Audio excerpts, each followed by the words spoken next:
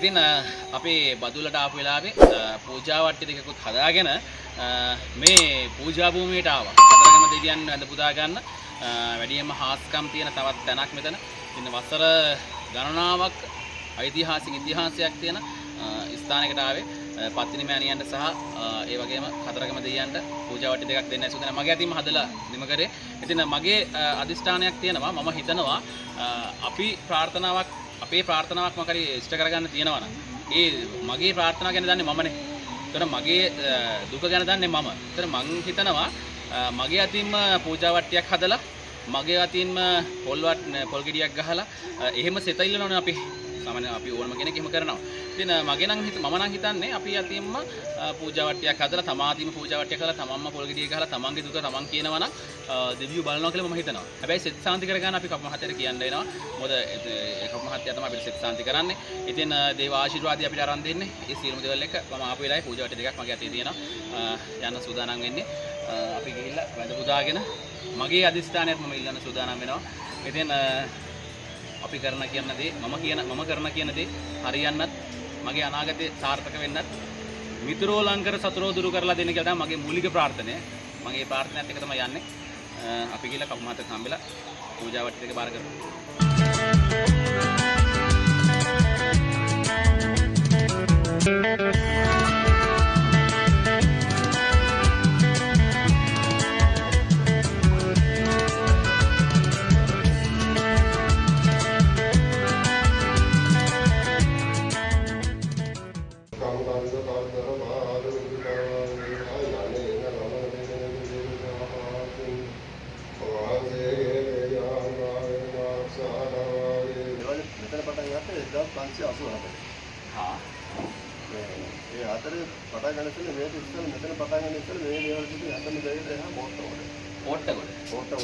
එතන දැන් තාම දේවල් තියෙනවා නේද? ඕට්ටගොඩ මල්වත් කියන පොකක් තියෙනවා.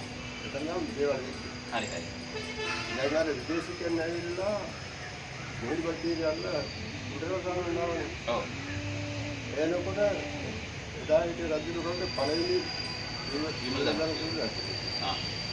එයා කල්ලාව බදුල. බදුල කල්ලාලා. ඒ කියන්නේ සුද්දා එහෙ අල්ල ගන්නකොට එයා කල්ලාව විමලදන් රජතුමා මෙහාට. පෘතුගීසිනේ. එතකොට ඒ රජුන් කල්ලාව මෙහාට. මෙහාට එන්න ආන්දරවල කතාබුඩේ වගේ පොඩි තියෙනවා. හරි. ඊට පස්සේ ආනන්දේ නහවන්දේ කවම දේවල් තියෙනවා. ඊට පස්සේ ඒ ජීලා බාර වෙනවා රජුතුමා. යුද්ධෙන් ගිලුත් මේ දේවල් හොඳ දෙන කාරණා. පස්සේ යුද්ධෙන් නිරුවා. යුද්ධෙන් නිරුවා තමයි බාරක කොබලෝනි දේවල් නැතරයි. හරි. මේ දේවාලේ පොඩි විශේෂත්වයක් තියෙනවා. පොඩි නේ ලොකු විශේෂත්වයක් තියෙනවා. ලංකාවේ තියෙන අනිත් දේවාල වලට වැඩිය දිගම දේවාල. ඒ කියන්නේ 118ක් නේද කන්නේ? 188ක්. 188ක් අඩි. 188ක් දිගයි. ඉතින් මේ දේවාලයේ අඩි 188ක් දිගයි. ඒ වගේම තමයි මලු තුනක් තියෙනවා. උඩ මලුව, පහත මලුව, මැද මලුව, පහත මලුව. ඒව නේද? හරිනේ. උඩ මලුව තියෙනවා, මැද මලුව, පහත මලුව, පල්ලෙහා තියෙනවා. ඉතින් මේ දේවාලේ හාස්කම් බොහෝමයක් තියෙනවානේ. ඉතින් අපිත් අහම්බෙන් ඇවිල්ලා මේ දේවල් ගැන කවුරුත් මේ ඊට පස්සේ කොහොමද කතන්දරේ?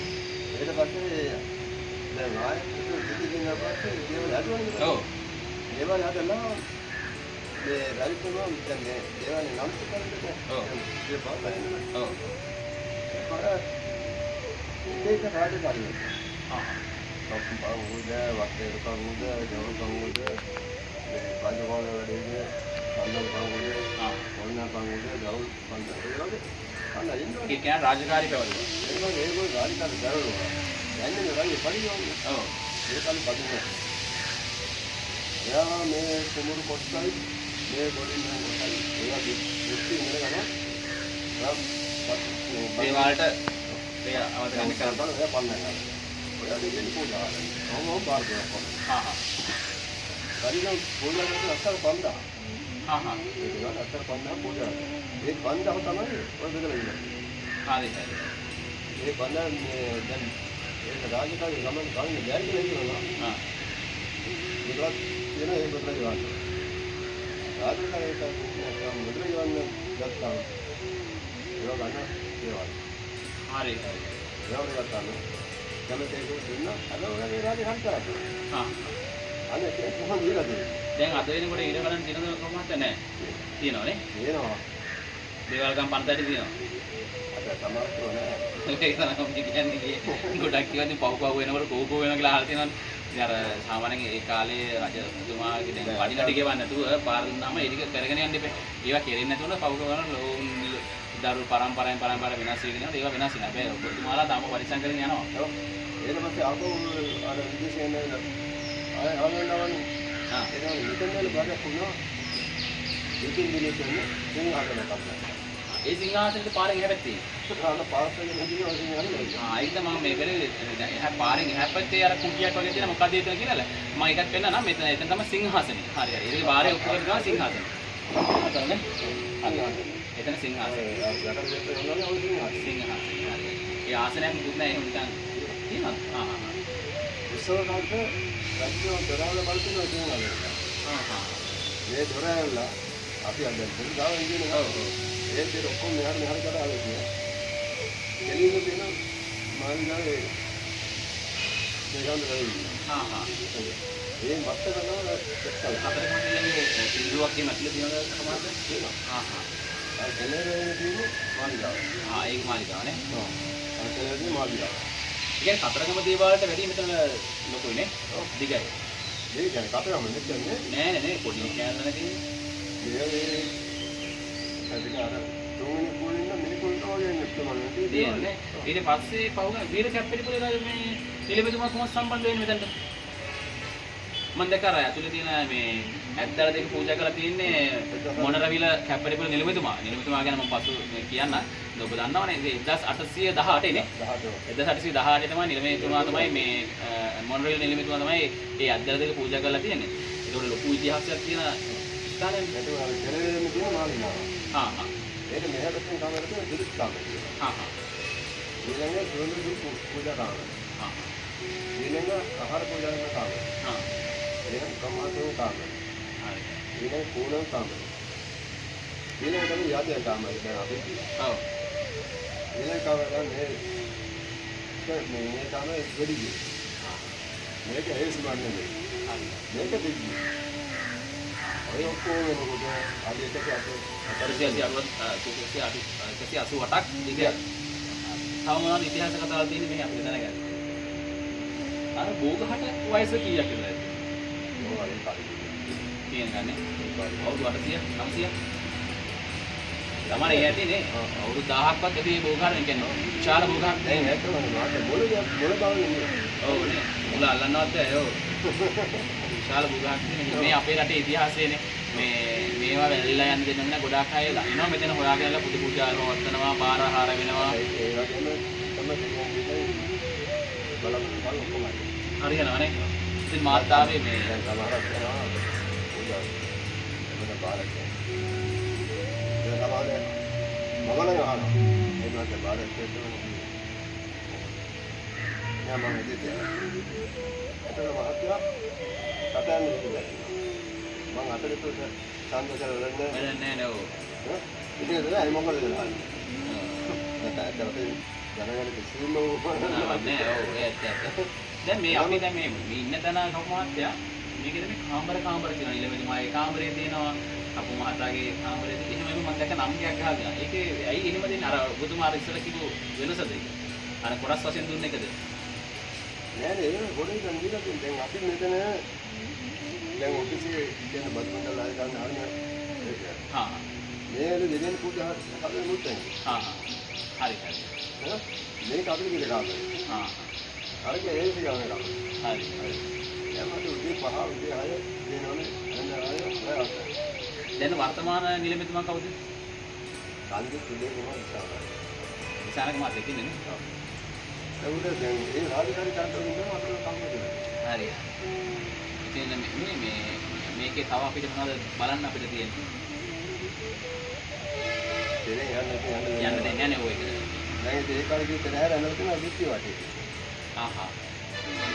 මේ භාරිතම මේ දේවාල තියෙන්නේ බදුල්ල නගර මැද්දේ හැබැයි ජනා කියන අය හැබැයි හරි නිස්කලංකයි මෙතනට ආවම ආවොත් තමන්ගේ ප්‍රශ්නයක් මොනවාද කියලා තියාගෙන ඒ සියලුම දේවල් මම හිතන්නේ ඒ තමන් එන දුක මේ දෙවියන් වහන්සේට පේන වැඩි. මේ දෙවිවරුන්ට පේන වැඩි. ඒක නිසා වෙන්නේ ආපු ශනිකව ඒ දුක නැති වෙනවා. ඒ වනේ කොහොමද? දැන් අතවලින් මෙතනම අමුතුම දෙයක් ඇඟට දැනෙනවා. ඒ විශ්වයේ ශක්තිය මේ විශ්වය කියන්නේ හරි අමුතු දෙයක්. සබා ධර්මය කියන්නේ හරි අමුතු දෙයක් නේ. ඒ සබා ධර්මයෙන් අපිට ඒ චිත්ත සාපේ අපි නිර්දෝෂී වෙන්න ඕනේ. කොහොමද කාර්යක හොල්ලන්නේ? සම්මත මට දැනගන්න ඕනේ. පළවෙනි විමලදර්ශන සූර්ය රජතුමාණන් කිව්වේ. එතනින් පස්සේ රජවරු හිටියද මේ ස්ථානේ? අවුත් නැහැ නේ. එතන තමයි රජවරු හිටියේ. නිලමේවරු පාලනය කරා එහෙම. ඔව්. බාර දුන්නා නේ. අනේ කොහෙද තමයි මම ගහනවා. මම දැක්ක පත්තරේ දාපු මේ ගන්නේ. ඔව්. මම දැක්කා. පාට වගේ නේද දුක වහගත්තා. ඔව්. ඉස්සරහේ ඔක්කොම කරලා තමයි. දැන් මේ මාත් ඔබතුමාට දෙන්න වීඩියෝ එක. හරි. මොකද ඔබතුමාලා මේක පරිස්සම් කරන එක දැන් ඔබතුමාගේ රාජකාරිය අකුරටම ඉටු කරන එක දැනන්න කොහොමද දන්නවද? අපිත් එක්ක කතා කරගෙන හිටියට අර ඒ විමසිල්ලෙන් හිටියේ කවුද යන්නේ මොකද වෙන්නේ හැමදේම කියලා ටක් කරලා ගියා. ගිහලා බලලා එක හරි මොකද අපේ දේවල් අපි ආරක්ෂා කරගන්න බෑ. දැන් අද මට තාක්ෂණික පස්සේ ඔක්කොම අරගෙන කමන්නේ. ඔව්. ඒක හරි අරන් යනවා. ඔව්. අපි සම්පූර්ණ වගේ කියන්නේ. ඔය කියන්නේ ඕනේ ඒක. ඉංගම හරියට අපි හරි කුඩුලා කියන්නේ. ඔව් ඒක. තාක්ෂණික දෙයියන්ගේ හාල් කාලා වරද්ද ගන්න එපා. එහෙම දෙයක්ත් තියෙන අපේ ජනවාරයේ මොකව හරි එහෙම කතාවක් තියෙනවා. ඒක නිසා දෙයියන්ගේ දේවල් හොරකම් කරන්න නෙමෙයි. හැබැයි දෙයියෝ දෙනවා. ඒක ගන්න පුළුවන්. හොරකම් කරන්න බෑ. නොදී නෑනේ. දැන් ඒ වගේ මෙතන උත්සාහම් කරනවා. අවුද? ආ. මණ්ඩක ගිනික් පාගම එන්නේ බලන්න. එකක් නෙමෙයි. දැන් එතන නෙමෙයි අවුද? ඔව්. දැන් අපි යෝල කරන අවුද කියන තැනට ඒ වගේ ඔක්කොම කරන්න ආ. අවුද ගන්න ඕනේ ඇඩේ අර ඔක්කොම කරනවා. හරි. එහෙනම් ඒක ගානවා කියලා ටෙස්ට් කරනවා. ඔක්කොම ගන්න. හැබැයි ඒක ගාටි ගන්න කාර්යය. ආතර එන කරනවා. මේ කපුමාත්‍ය මට දැනගන්න ඕනේ පළවෙනි විමලදර්ශන සූර්ය රජතුමානේ මේ ස්ථානේ හැදුවා කියන්නේ බාරයක් ඔප්පු කරා. ඒ බාරේ දෙවෙනි බාරේ ඔප්පු කරන්නේ සිංහාසනේ හදලා. මේ ඒ කොයි කාල සීමාවකද සාමාන්‍යයෙන්? දැන් මේ දේවල් හදලා අවුරුදු කොහොමද 3-4 පස්සේ තමයි කරන්නේ. ආ එහෙම කියන්නේ. ඒ කියන්නේ ලොකු ඔක්සරයක් තියෙනවා. ඉතින් අපි මේ දැක මේ ටවුන් එකේ භාගයක් දේවාලට අයිති වෙන්න ඕනේ. භාගයක් උස්සන්නේ. අර පොඩි ප්‍රමාණයක් තියෙනවා මහා පාරණයට එන පොඩි පොඩක් තියෙනවා. මේ පස්සේ දේවල්ටයි තවම ගෝවර් බන්දයි. හා හා. ඒ බක්තන්නේ තමයි මේ උත්සව අපි අනන්ත වෙන්නේ. ඉතින් අපි ආරාධනා කරනවා සියලුම දෙනාට ඔබ බදුල්ල නගරයට එනවා නම් ඔබ වන්දනාමාන කරන අටමා ස්ථාන අනුරාධපුර දිස්ත්‍රික්කයේ පොළොන්නරුව දිස්ත්‍රික්කේ යනවා. හැබැයි අපේ අටමා ස්ථාන අපි හැමදාම වැඳ පුදා ගන්නවනේ. ඒ වගේම මේ හාස්කම් තියෙන තැන් දෙවිවරුත් ඉන්නවා අපේ රටේ. මේ දෙවිය බුදුන් වැඩ සිටින රටක් නෙමෙයි මේක. මේක සිංහල බෞද්ධ රටක්. ඉතින් ඒක නිසා ඔබ වැඳ පුදා ගන්නට බදුල්ල නගරයට ආවොත් බදුල්ලට ආවොත් යන එන ගමන් හරි නිකමට මේ බදුල් නගරයේම තියෙන මේ කතරගම මහා දේවාලයට එන්න. මොකද ලංකාවේම දිගම දේවාලය ඒ වගේ මලු තුනක් තියෙනවා. උඩ මලුව, පහත මලුව, මැද මලුව. ඔය මලු තුනම තියෙන්නේ. ඉතින් පළවෙනි විමලදර්ශන සූර්ය රජතුමා තමයි මේ ස්ථානය හදන්නේ. ඉතින් එතුමා බාරහාරයක් කරන යුද්ධය දිනන්න ඕන කියලා. ඉතින් අන්නේ යුද්ධය දිනුවට පස්සේ ඇවිල්ලා වෙන බාරයක් ඔප්පු කරන ස්ථානය මෙතන.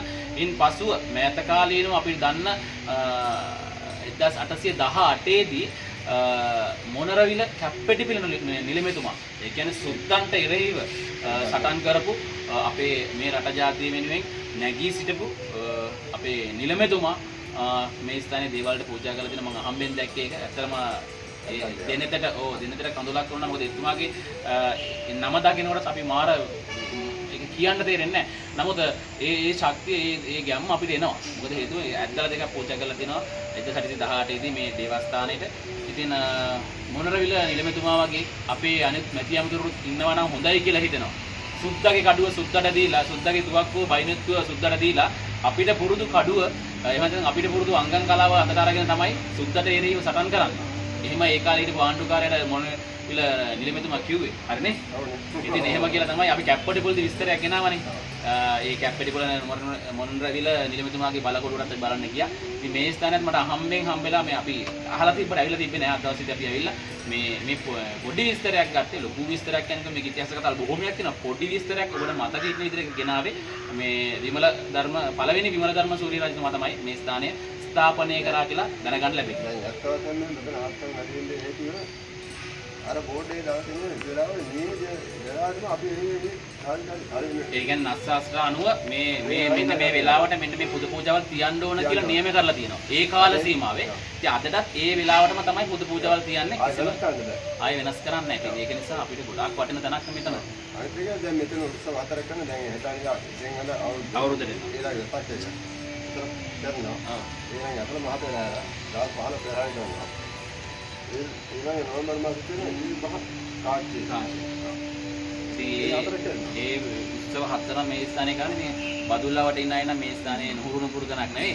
මේ විදේශ රටවල් ඉන්න අයලා ඒ වගේම මේ අපේ ලංකාවේ ඉන්න අයලා ඔබ වන්දනාමාන කරගන්න යනවා නම් අපේ දුව පුතාලා ඉන්න මෙතන බාරහාර වෙන්න පුළුවන්. ඉතින් අපේ ගැබිනි මව්වරුන්ට මේ හරියේ පත්තිනි දේවාලයේ තියෙන පත්තිනි දෙයියන්ට බාරහාර වෙන්න පුළුවන්. අපි ආරාධනා කරනවා ඔබ යන ගමන් බදුල්ල නගරට ආවොත් එන්න වැඳ පුදා ගන්න. අනුම ගානේ පූජා වට්ටියක් දීලා තමන්ගේ සියලු ප්‍රාර්ථනා ඉටු වෙන්න කියලා හරිය එන්න මේ ස්ථානේ. ඒ උත්සව ආදායත මෙතන තියෙනවා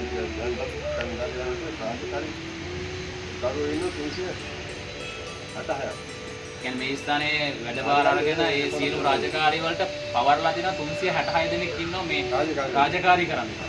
ඉතින් අපි දැකපු දේ ගෙනාවා.